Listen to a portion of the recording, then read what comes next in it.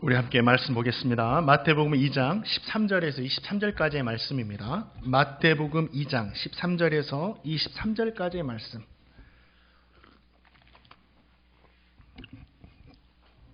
한 절씩 나누어서 읽겠습니다. 그들이 떠난 후에 주의 사자가 요셉에게 현몽하여 이르되 헤롯이 아기를 찾아 죽이려 하니 일어나 아기와 그의 어머니를 데리고 애굽으로 피하여 내가 내게 이르기까지 거기 있으라 하시니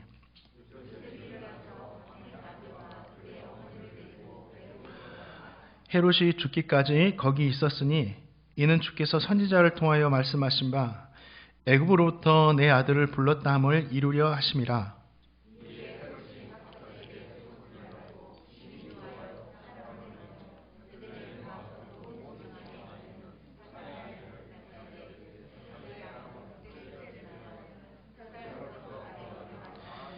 이에 선지자 에레미야를 통하여 말씀하신 바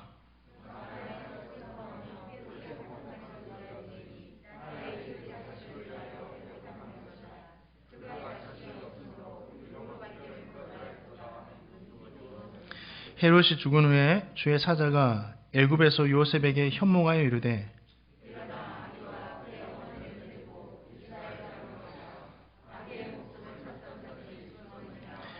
요셉이 일어나 아기와 그의 어머니를 데리고 이스라엘 땅으로 들어가니라.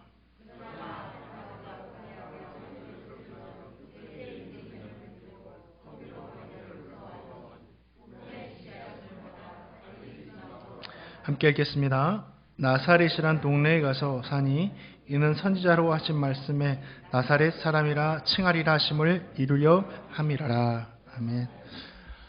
현장에서 예배하시는 우리 성도님들에게 주님 주신 말씀의 은혜가 또 기도의 응답의 은혜가 있기를 축복합니다.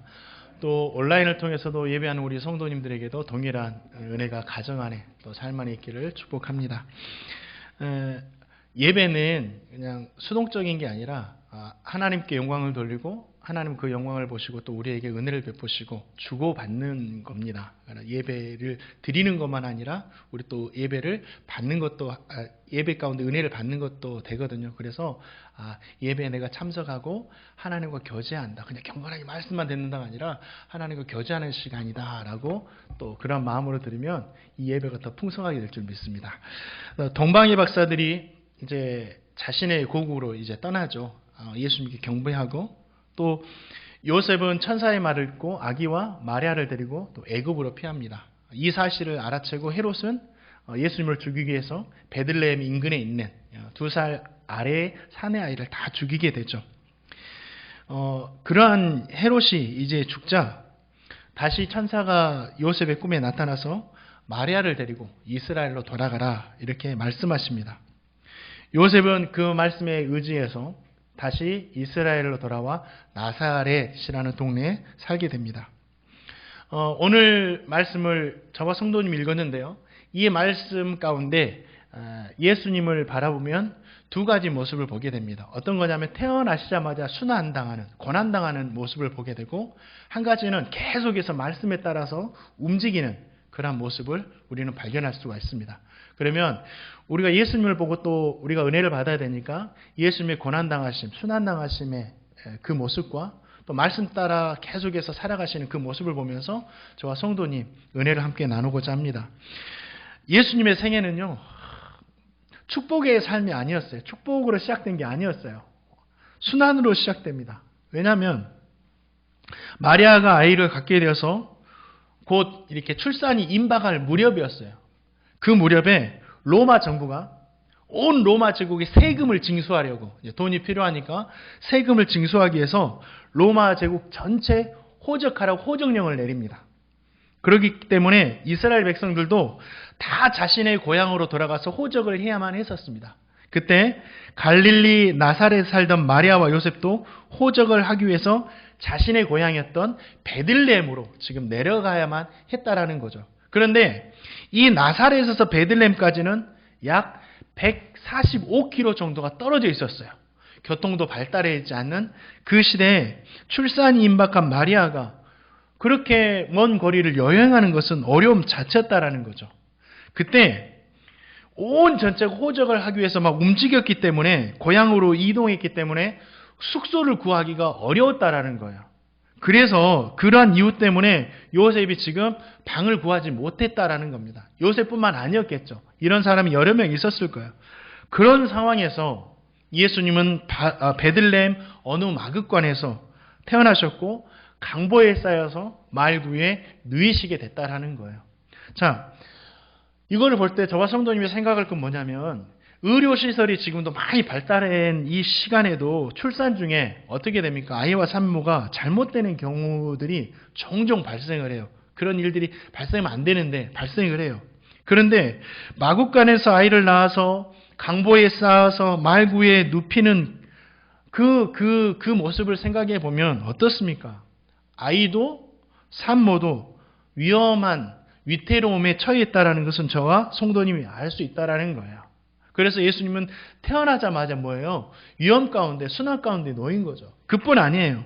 오늘 말씀해 보니까 헤롯이 정말 예수님을 죽이려고 아이들을 다 죽입니다.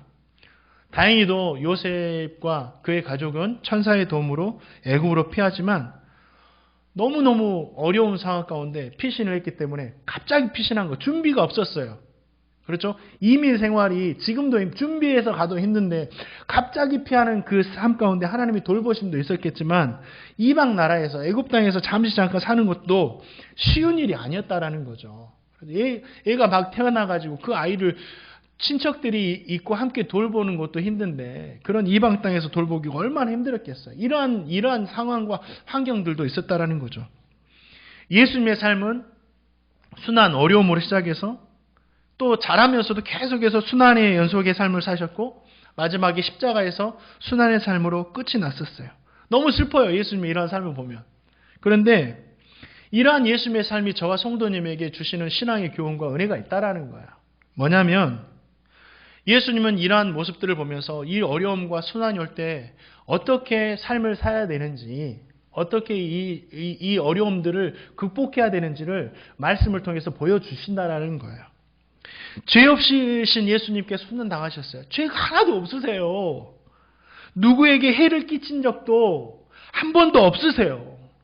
또 온 인류를 위해서 구원을 주시기 위해서 평강의 왕으로 말씀에 따라서 오셨고 말씀에 따라서 사셨음에도 불구하고 어려움을 당하고 순환을 당하게 되더라는 거죠. 이러한 예수님의 모습, 말씀에 따라서 사는 것밖에 없었던 그 예수님의 모습에서 저와 성도님은 무엇을 보게 됩니까? 잘 들어보세요. 예수님을 잘 믿어요. 그렇죠? 그리고 말씀을 따라 살아가요. 그럼에도 불구하고 우리가 정말 신앙생활 잘함에도 불구하고 우리 성도님들에게도 어려움이 찾아오더라는 거예요. 그러지 않나요? 성도님들 한번 생각해 보세요. 나는 예수님을 믿고 나서 예수님의 은혜로 어려움을 당한 적이 한 번도 없어. 이렇게 말하신 분 계시나요? 아니에요. 다 제가 여쭤보지 않지만 다 어려움 가운데 믿음 생활하면서도 어려움과 힘듦이 다 찾아오더라는 거죠. 신앙생활이라는 것이, 믿음 생활이라는 것이 예수님을 믿는다고 해서 어려움이 다 없어지는 것이 신앙생활이 아니에요. 믿음 생활이 아니에요. 진짜 믿음 생활은 뭐냐면 어려움이 올 때 믿음으로 어려움을 극복하고 살아가는 것이 신앙생활이라는 거죠. 그게 좋은 믿음이에요. 진짜 좋은 믿음은 내 앞에 어려움이 없어졌어 이게 아니라 어려움이 오더라도 믿음으로 극복해내며 살아가는 것이 정말 믿음 좋은 신앙생활이라는 거예요. 자, 그러면 예수님께서 이 어린 나이에, 정말 아기의 나이에 예수님께서 이런 어려움들을 요셉과 함께 어떻게 헤쳐나가는지 보면 되겠죠. 자, 마태복음 2장 13절 말씀, 저와 성도님이 한번 읽어보겠습니다. 마태복음 2장 13절 말씀입니다. 함께 읽겠습니다. 시작. 그들이 떠난 후에 주의 사자가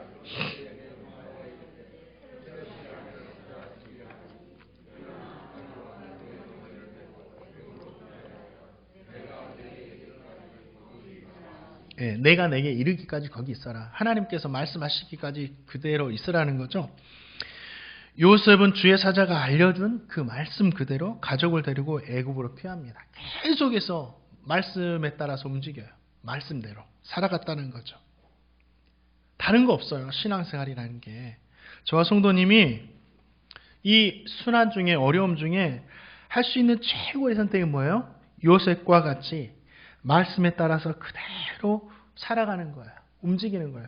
그럴 때 어떻게 됩니까? 요셉은 그 어려움과 순환들을 다 헤쳐나갈 수 있었다라는 거죠. 문제가 있어요. 그런데 저와 성도님, 그래, 말씀대로 살아야 되는데 문제가 있어요. 저와 성도님이 말씀을 많이 모른다라는 거예요. 그리고 하루하루를 살아갈 때 이 말씀을 나의 삶 가운데 적용했다, 이렇게 살았다라고 의식하며 살지 않는다라는 거예요. 그냥 하루 눈 뜨고 하나님 도와주세요 하고 그냥 이렇게 살아가는 거지, 말씀을 우리 삶 가운데 적용할 때가 많이 없다라는 거예요. 무디 목사님 아시죠? 무디 목사님. 어떤 청년이 무디 목사님에게 찾아가서 이렇게 말을 합니다. 선생님은 성경 말씀을 사랑하고 그 말씀대로 평생을 살아오신 분인데 제가 선생님의 성경을 한번 보고 싶습니다 라고 요청을 해요. 그러니까 이 무디 목사님이 어떻게 하냐면 이 성경책을, 자신의 성경책을 이 청년에게 선뜻 내어줍니다. 그래, 한번 보세요 하고 내어주죠. 그런데 그 성경책을 보니까 구절구절마다 색연필로 그어져 있고 깊은 묵상의 언어들이 빼곡하게 쓰여져 있었다라는 거죠. 이 성경책 안에. 그런데 또 한 가지 이상을 발견하는데 뭐냐면, 이 창세기부터 계시록까지 성경 곳곳을 살펴보는데 계속 반복되어서 절마다 TP 이렇게 써져 있는 거예요. 그래서 이 청년이 궁금한 거예요.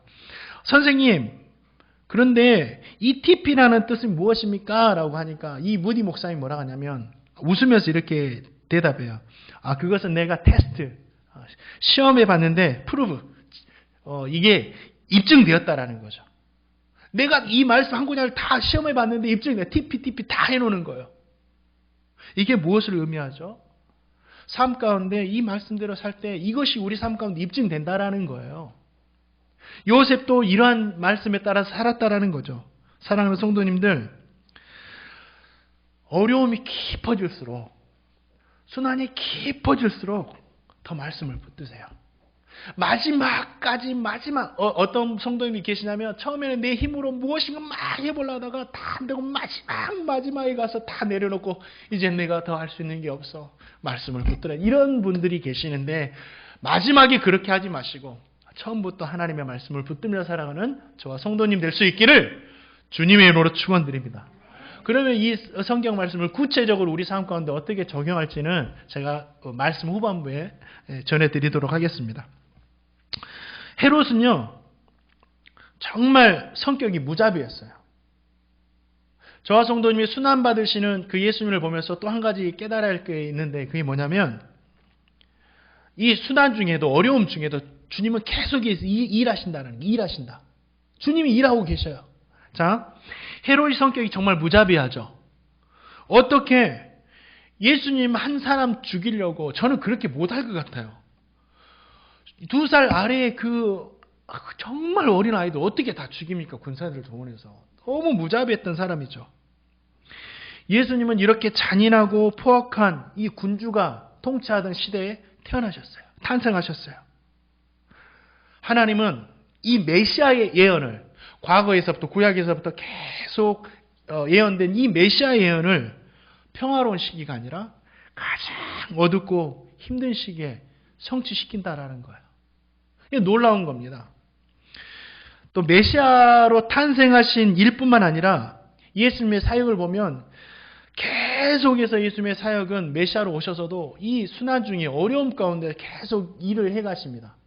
역사를 봐도 그래요. 잠깐 역사 이야기 해드릴게요. PPT 두 번째 한번 띄워. 지난주에 봤는데 가끔씩 볼 거예요. 자, 헤롯 안티파터가 죽고 이제 헤롯이 로마의 힘을 얻어가지고 이제 헤롯 대왕으로 자리에 오르죠.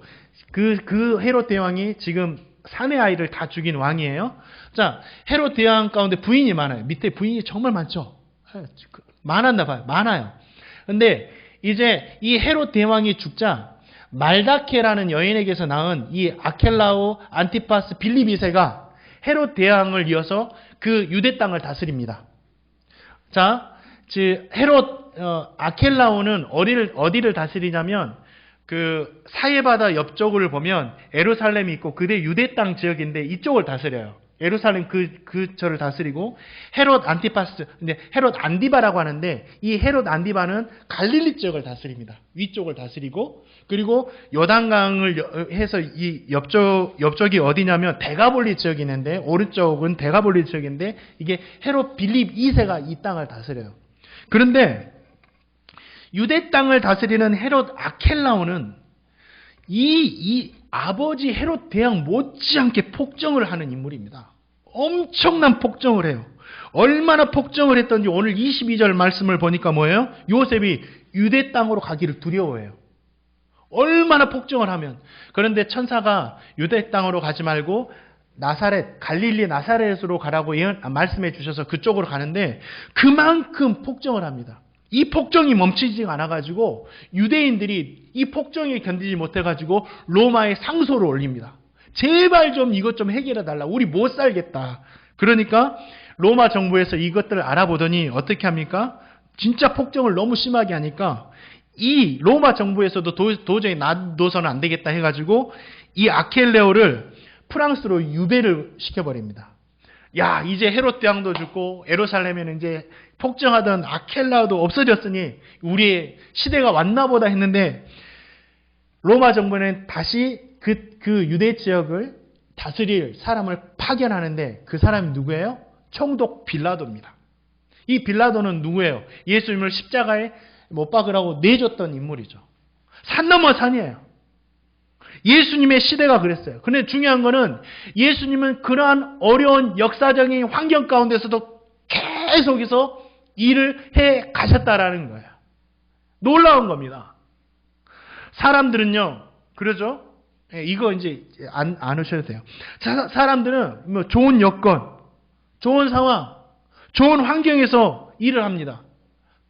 안 좋은 것들은 피해가요. 그게 일반적이에요. 그런데 하나님은 좋을 때도 일하시지만 좋지 않은 어려운 상황, 어두운 상황 가운데서 더 일해 주신다라는 거예요. 아담이 범죄했을 때 하나님 그냥 두셨나요? 일하셨어요. 아브라함이 우상의 도시 갈대아 우르에 있을 때 하나님은 그때 일하셨어요. 아브라함이 좋은 장소에 있을 때 하나님 일하신 게 아니에요? 하나님은 요셉이 애굽으로 팔려가는 그 순간에도 노예로 있을 때도 감옥에 있을 때도 계속해서 일하셨어요. 그뿐 아니에요. 이스라엘 백성들이 고통을 당하고 광야에서 홍해 앞에서 어려움 가운데 있을 때 하나님은 계속해서 일하셨고 다윗이 골리앗 앞에 있을 때 사울왕을 피해서 광야로 도망 다닐 때도 하나님은 계속해서 일하셨고 드디어는 헤롯 대왕이 통치하는 그 시대에도 여전히 하나님은 일하고 계시다라는 거예요. 이 사실은 그냥 이 성경에만 머물러 있는 말씀이 아니에요. 하나님은 이 성경책 안에만 머물러 계신 분이 아니에요. 하나님은 지금도 저와 성도님의 삶에 여전히 일하세요. 좋을 때도 일하시지만 어둡고 힘들고 아프고 절망하고 좌절하는 그 순간에도 우리의 눈에 보이지 않지만 하나님은 여전히 일하신다는 사실입니다. 이것을 믿으시기 바랍니다. 어떤 여집사님이 계셨어요. 작년에 만났는데 남편, 2딸 자녀들이 있었는데 정말 신앙생활을 아름답게 한 가정이었어요. 남편분은 안수 집사님으로 성가 대장을 하시면서 정말 열심히 섬기셨어요. 그런데 그 가정에 문제가 생겨요. 신앙생활 정말 열심히 했는데 그거는 이제 참 마음 아픈 이야기예요. 목사님을 인해서 섬기는 교회에 담임 목사님을 인해서 배신, 배반, 실망감 이러한 상처들을 받고 가족들 모두가 신앙을 놓아버립니다. 하나님을 믿는데 더 이상 교회에 나가서 목사님들의 얼굴을 볼 자신이 없다라는 거예요. 그러면서 이 여집사님은 이름 모를 몸에 질병까지 얻게 됩니다. 한여름이었는데도 두꺼운 옷을 입어야 돼요. 그럼 히터를 틀고 전기장판을 깔아야 살 수 있어요. 얼마나 마음적으로 충격을 받았으면. 그래서 당연히 교회를 갈 수도 없는 상황이에요. 밖에 찬바람 불면 아프니까 밖에를 나갈 수가 없는 거예요. 그런 분이 집에서 예배 한번 드리고 싶다라고 저에게 도움을 청하셨습니다. 야고보서 5장 14절 보니까 이 말씀이 있어요. 너희 중에 병든 자가 있느냐? 그는 교회 장로들의 청할 것이다. 이분은 그 말씀 그대로 행한 겁니다. 그냥 청했어요. 예배 한번 드리고 싶어요. 기도 한번 받고 싶어요. 그런데 신기한 것은 그 여집사님은 저와 한 번도 만난 적이 없고 그분도 제가 누군지도 모르고 저도 그분이 누군지도 몰랐다라는 거예요. 어떻게 연결이 됐냐면 신기해요. 인터넷을 통해서 말씀을 보다가 그 목사님 말씀에 너무 은혜가 됐어요. 그 목사님이 제가 아니에요. 그래서 그 목사님에게 기도 한번 받고 싶어가지고 전화를 한 거예요. 띠띠띠띠. 근데 그 전화가 저한테 걸려온 거예요. 신기하죠? 저한테 걸려왔어요. 그래서 저랑 통화가 해가지고 이런 사정을 들으니까 너무 마음이 아픈 거예요. 너무 또 그 집사님과 거리가 너무 멀어서 외면할 수 있었는데 제가 그 이야기를 잠깐 듣고 나서 어떤 마음이 들었냐면 이것이 하나님의 인도하심일 수도 있겠다. 그런 마음이 들었고 또 한 가지는 목회자에게 받은 상처이기 때문에 목회자를 통해서 또 회복하라는 하나님의 사인일 수도 있겠다. 저 개인적으로 그런 마음이 들었어요. 그래서 이건 하나님의 부르심 같다라고 저는 개인적으로 결정을 하고 순종하는 마음으로 1시간 정도 운전해가지고 그 여집사님 집에 갔어요. 그리고 가가지고 뭐 했겠어요? 예배하고 그 집사님이 가슴에 담아두었던 이야기, 눈물 나는 이야기 다 들어드리고 질병을 치유하는 기도해드리고 또 그냥 가시면 안 된다고 밥 주시길래 밥 맛있게 먹고 식사교제하고 이렇게 나왔어요. 야, 하나님 감사하다라고 나오는데 그 집사님이 은혜가 됐든지 목사님 다음 주에도 와주시면 안 돼요? 라고 또 하시더라고요. 갑자기 제가 1초도 망설임 없이 또 와야죠. 그러면서 정기적으로 몇 번 더 이렇게 가가지고 예배 드리고 은혜의 시간을 가졌어요. 그러고 나서 이제 좀 멀어졌죠. 제가 늘 갈 수는 없으니까. 그 집사님께서 지난주에 제가 말씀 설교 딱 준비하는데 문자가 한 통 왔어요. 목사님 잘 지내시죠? 작년 목사님께서 와주셨을 때만 해도 겨우 옥상만 올라갈 정도였는데 지금은 많이 회복되어서 24시간 문 열려있는 교회 가서 낮에 기도하러 다니고 있습니다. 기도하러 가면서 목사님 생각이 참 많이 납니다. 잘 계시는지 궁금한 마음도 들었고요. 그동안 목사님들에 대한 생각으로 절망 중에 있을 때 목사님께서 달려와 주셔서 다시 목사님들에 대한 소망을 품게 되었고 또한 그러한 은혜를 하나님께서 내게 주셨습니다. 하나님께 대한 원망이 감사로 바뀌게 되었습니다. 목사님을 보내주신 하나님께 감사와 영광을 돌리고 목사님에게도 감사드려요. 이런 좀 긴 문자를 보내셨더라고요. 너무 저 설교 준비하다가 너무 감사하고 막 은혜가 되는 거예요. 하나님이 어두운 가운데도 계속 일하시고 나는 내가 할 일이 없다 하는데도 하나님은 저를 통해서 계속 일하셨더라고요. 이상해요. 그 여집사님에게는 정말 어둡고 힘든 기간이었어요. 캄캄한 밤이었어요. 그 목사님을 인해서 재산도 다 잃어버렸어요. 아파트 한 채 있는 거 다 잃어버리고 자그마한 빌라로 온 가족 이사를 해야만 했었어요. 건강도 잃고 신앙도 잃고 그 상처들은 누구도 어떻게 할 수가 없는 상황이었어요. 그런데 하나님은 일면식도 없는 저와 신기한 방법으로 연결시켜 주셔가지고 제가 한 게 아니에요. 제가 한 게 아닙니다. 하나님께서 하셨어요. 하나님이 저를 통해서 치유하시고 회복하시는 일을 하셨다라는 거죠. 지금도 그 생각을 하면 신기해요. 하나님 이렇게도 일하시는구나. 사랑하는 성도님들, 하나님은 어둡고 힘든 시간에도 저와 성도님이 생각할 수 없는 방법으로 계속해서 일하고 계심을 믿으시기 바랍니다. 그러기 때문에 그 여집사님 뭐예요? 병든 자가 있느냐? 교회 장로들이 청할 것이라. 그 말씀에 따라서 그냥 행하기만 한 거예요. 도와주세요 했던 거예요. 그런데 하나님은 그 말씀에 순종함에 그 여집사님에게 반응하셨어요. 사랑하는 성도님들, 저와 성도님 모두가 어둡고 힘든 시간에도 하나님이 일하신다. 이걸 믿으시고 말씀을 소망으로 붙들고 그 말씀대로 살아가시기를 주님으로 축원드립니다. 하나님 일하세요. 하나님 일하세요. 너무너무 감사한 거예요. 확증해 주시더라고요. 그래.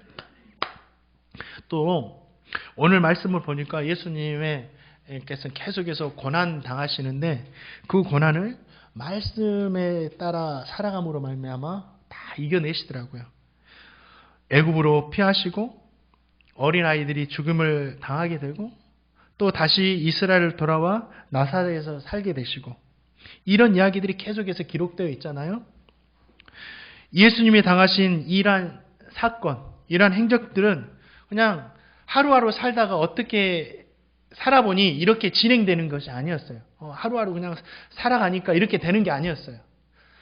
예수님의 모든 행적은 철저하게 계획되어 있고 철저하게 준비되어 있고 철저하게 예언된 그 말씀에 따라서 한 걸음 한 걸음 살아가시는 거지 우연한 삶이 단 한 가지도 없다라는 거죠. 어떻게 저와 성도님이 알 수 있어요? 오늘 말씀 읽으면 다 나와요. 자, PPT 한번 띄워주시고요. 14절 말씀에 보면 요셉과 마리아는 천사의 지시를 받고 아기를 어디로 데리고 가죠?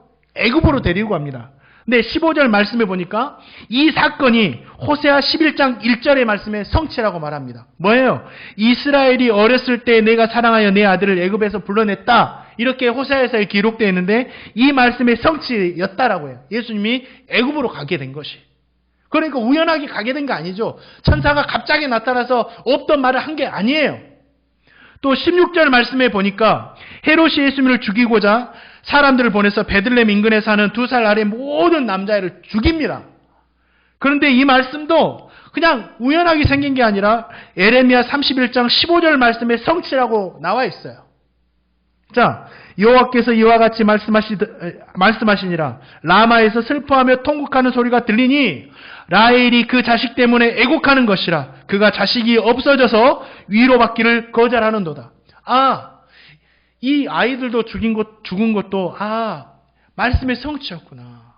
또 22절 말씀에 보면 요셉이 주의 사자로부터 헤롯이 죽었다는 소식을 전해 듣고 이스라엘로 돌아와서 나사렛이라는 동네로 가서 살게 됩니다. 23절 말씀 보니까 이것도 그냥 가는 게 아니었고 뭐예요? 나사렛 사람이라 칭하리라 함을 이루려 함이니라라고 23절 말씀에 이것 또한 하나님의 말씀의 성취였음을 말해줍니다. 예수님이 그냥 나사렛에서 가서 사신 게 아니에요. 예언의 말씀의 성취였다라는 거죠. 이 말씀이 어디 말씀이냐면, 그런데 구약 성경을 봐도 예수님이 나사렛 사람의 칭함을 이루려 함이 이 말씀은 어디에도 없어요. 구약 성경 어디에도 없어요. 그런데 그러면 이 말씀이 왜 구약 예언의 성취였나? 학자들은 이 말씀을 이사야 11장 1절 말씀의 성취라고 보고 있습니다. 이사야 11장 1절 말씀이 뭐냐면 이새의 줄기에서 한 싹이 나서 그 뿌리에서 한 가지가 나서 결실할 것이다 라는 말씀인데 이새의 줄기, 이 줄기라는 말이 나사렛이라는 말과 똑같은 말씀이라는 거죠. 또한 많은 선지자들이 뭐라고 예언합니까? 공통적으로 뭐라고 예언합니까? 메시아가 오면 낮고 천한 모습으로 살다가 끝내는 버림을 받을 것이다 라고 이렇게 공통적으로 메시아에 대해서 예언을 하는데 마태는 예수님께서 선지자들의 예언을 이루시기 위해서 가장 비천한 곳, 낮은 곳으로 가셨는데 그곳이 어디였느냐? 바로 나사렛이었다라고 해서 예수님이 선지자들이 그 말씀을 이루기 위해서 나사렛에 가서 사셨구나라고 말씀을 하고 있는 거죠. 예수님께서는 마찬가지예요. 예수님은 이 말씀을 하십니다. 내가 율법이나 선지자를 폐하러 온 것이 아니라 모든 것을 완전하게 하려 왔다라고 말씀하세요. 모든 말씀을 이루기 위해 왔다라고 말씀하시죠. 정말 예수님은 태어나면서 십자가에 죽으시기까지 부활 승천하시기까지 모든 말씀을 이루며 사셨다라는 거예요. 이게 뭡니까? 예수님께서는 이 말씀을 통해서 당신이 구약의 모든 예언의 말씀을 이루시는 걸 통해서 뭘 우리에게 보여주셨어요? 제가 지지난주인가 이거 말씀드렸었는데 뭘 보여주셨다라는 거죠? 내가 예언의 말씀을 이루기 위해 온 메시아다. 이걸 보여주신 거예요. 예수님이 하나님의 아들이시고 예수님이 구약에 예언된 메시아이심을 자신이 말씀을 이루면서 보여주셨다라는 거예요. 아, 그분이 예수님이시구나. 그러면 저와 성도님이 여기 이 말씀에서 정말 잊지 않아야 되는 귀한 신앙의 도전을 한 가지 받아야 됩니다. 이게 뭐냐면 잘 들어보세요. 예수님께서 말씀의 이루심을 통해서 자신이 메시아 되심을 드러냈듯이 저와 성도님도 말씀에 순종하는 삶을 통해서 내가 하나님의 자녀된 것을 드러내며 살아야 된다는 거예요. 우리 성도님들 내가 하나님의 자녀됨을 드러내며 살아야 돼요. 예수를 믿는 사람을 뭐라고 부르죠? 성도라고 해요. 그렇죠? 성도라고. 거룩한 백성 여러 가지가 있어요. 천국의 시민, 하나님 나라의 백성, 하나님의 자녀, 하나님 나라의 상속자, 크리스천 이렇게 다 불러요. 우리 성도님들의 이름이에요. 얼마나 거룩합니까? 너무 복된 이름들이에요. 곰곰이 생각하면 제 자신이 감당할 수 없는 이 수많은 이름들입니다.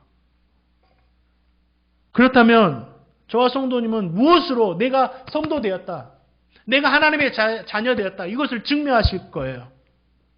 뭘로 증명할래요? 먼저는 저와 성도님이 입술의 말로 고백을 해야 돼요. 삶으로 살기 전에 입술의 말로 고백해야 됩니다. 나는 하나님의 자녀입니다. 나는 크리스찬입니다. 나는 성도입니다. 내가 예수 믿는 사람입니다. 여러분 우리 입술로 고백해야 돼요. 담대하게.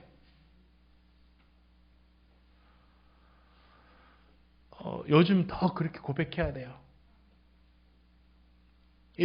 내가 어디 가서 교회 다녀요 라고 말하기조차 힘든 시기가 찾아왔습니다. 그러죠?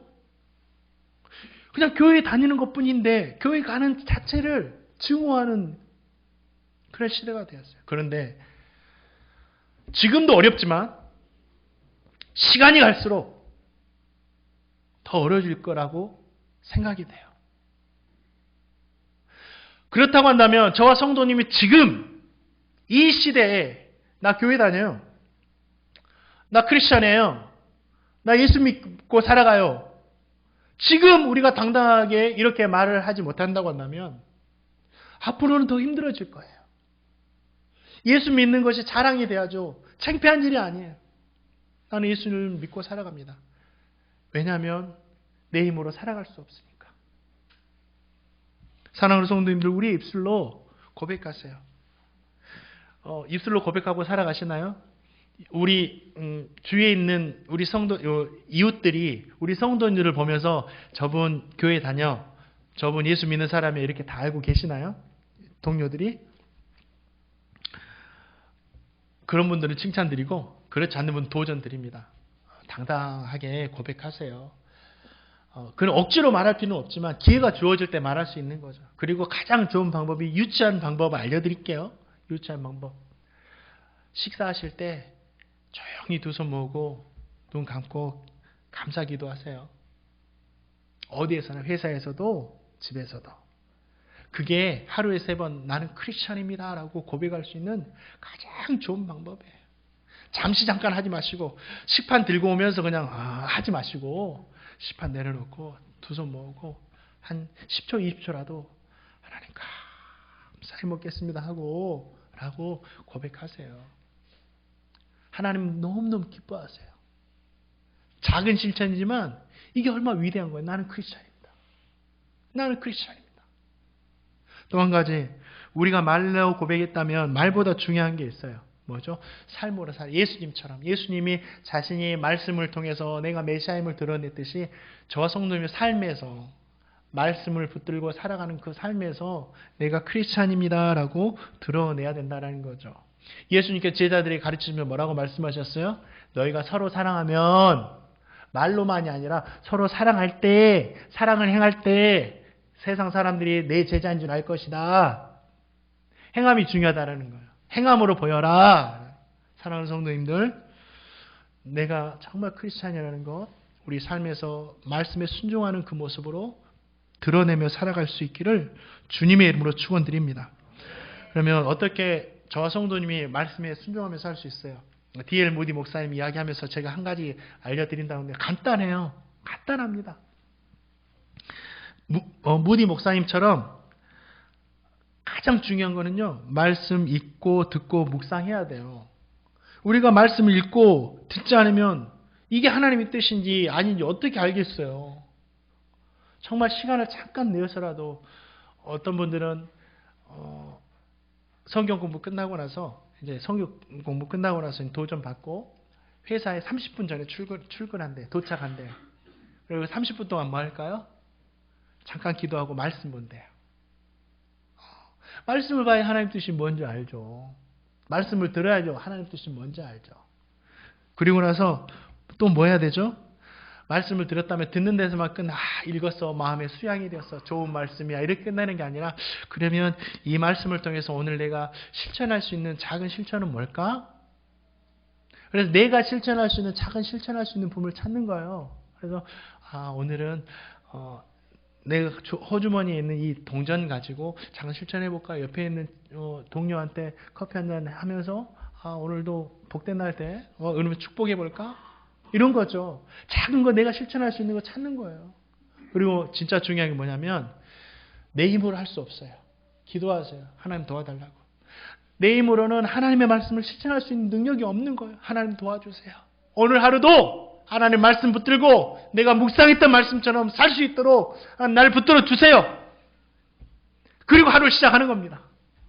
그러면 신기하게 정말 저와 성도님이 정말 말씀에 민감하게 이렇게 생각하면 그런 상황이 펼쳐져요. 우리 삶 가운데. 보여지는 거예요. 그때부터는. 그리고 저와 성도님이 제가 말씀해 드렸던 대로 이렇게 100% 살아갈 수 있다면 얼마나 좋겠어요. 그런데 가끔씩 넘어지고 실수하고 주저앉을 때가 있다라는 거예요. 그때는 어떻게 해야 되겠어요? 회개하면 되는 거예요. 하나님 도와주세요. 용서해 주세요. 다시 힘을 주세요. 회개하는 것도 내가 크리스찬입니다 라는 것을 보이는 거예요. 사랑하는 성도님들, 예수님께서 친히 자신도 말씀을 실천하고 말씀을 통해서 메시아임을, 하나님의 아들임을 보였듯이 저 성도님도 말씀을 읽고 듣고 그 말씀대로 살아서 주위 사람들에게, 세상에 내가 크리스찬입니다, 내가 하나님의 성도입니다, 정말 이렇게 복되게 보이며 살아가는 행복누리교회 성도님 될 수 있기를 주님의 이름으로 축원드립니다. 말씀을 맺을게요. 예수님은 순환의 삶과 말씀을 이루는 삶을 통해서 저와 성도님에게 신앙의 도전과 은혜를 주셨습니다. 순환이 올 때 예수님처럼 말씀하시는 대로 그거 붙들고 살아가자. 그리고 그 순환의 시기에 우리 하나님께서 일하신다. 그렇죠? 일하신다. 이 믿음 가지세요. 그러면 이러한 어려움을 잘 헤쳐나갈 수 있고 극복하고 승리하게 될 줄 믿습니다. 그리고 예수님께서 말씀을 통해 자기 자신이 메시아임을 보셨듯이 저와 성도님도 말씀의 순종을 통해서 내가 크리스찬입니다 보며 살아가는 정말 우리 행복누리교회 성도님 다 될 수 있기를 주님의 이름으로 축원드립니다. 우리 함께 말씀 생각하면서 기도할까요? 잠깐 우리 도전 받는 거 있잖아요. 또 마음에 찔린 것도 있을 것 같고 또 은혜되는 것도 있을 것 같고 오늘 말씀 붙들고 하나님 내가 그렇게 살게 했어요. 그렇게 살지 못했던 거 용서했어요. 당당히 내가 크리스천입니다. 하나님의 성도입니다. 하나님 고백하며 살아가는 인생 되게 하여 주옵소서. 어두운 시간에도 일하시는 그 하나님을 믿고 포기하지 않고 주저하지 않고 끝까지 주님 붙들고 승리하며 살아가는 복된 인생 되게 해주세요.